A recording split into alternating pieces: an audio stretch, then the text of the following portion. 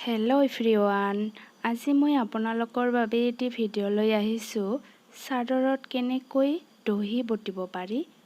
আহকচোন ভিডিঅ'টি আৰম্ভ কৰোঁ। দহি বটিবৰ বাবে মই কাশ্মীৰী সূতা ব্যৱহাৰ কৰিম। এয়া মই কাশ্মীৰী সূতা লৈছোঁ। ফুলৰ লগত মিলাই ৰঙা, হালধীয়া আৰু বগা সূতা লৈছোঁ আৰু এডাল বেজী লাগিব আৰু ফিটা। এতিয়া মই ফিটাৰ সহায়ত আৰু এডাল কেঁচি লাগিব। ফিটাৰ সহায়ত মই 1 চেণ্টিমিটাৰ জোখত ল'ম। এতিয়া মই প্ৰথমে বেজীটা সোমোৱাই দিম। ইয়াতে আপোনালোকে 5ৰ পৰা 7টা গাঁঠি দিব পাৰে। মই ইয়াতে 5টা গাঁঠি দিম। আপোনালোকে বেছি দিব পাৰে গাঁঠি। প্ৰথমে মই বগা সূতা দি দিম। ফুলৰ লগত মিলাই ভিডিঅ'টি দেখাৰ দৰে আপোনালোকে কৰি যাব পাৰে।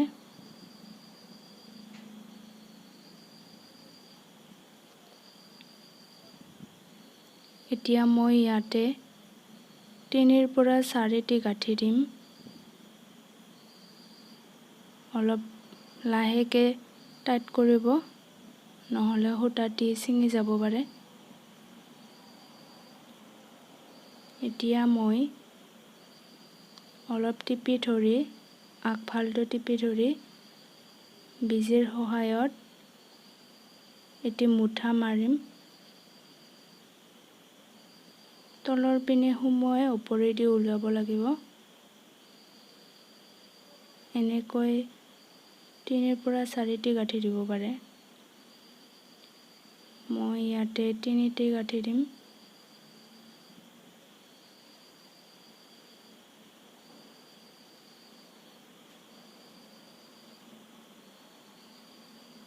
তাৰপিছত তলৰ পিনে বেজীত দি সোমোৱাই উলিয়াই ল'ম।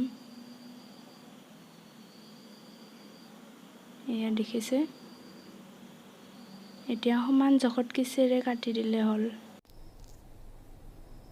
এনেকৈ কৰি যাব পাৰে।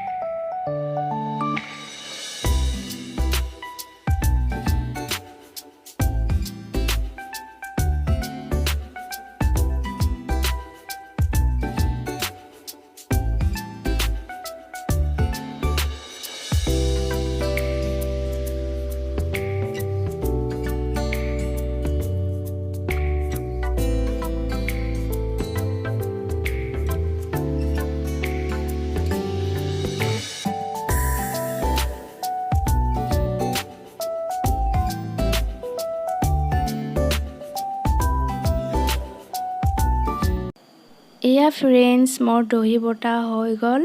আপোনালোকে ঘৰতে অতি সহজতে এনেকৈ দহি বটিব পাৰিব। যদি ভিডিঅ'টি ভাল লাগিছে তেন্তে please like, share and subscribe কৰিবলৈ একেবাৰে নাপাহৰিব।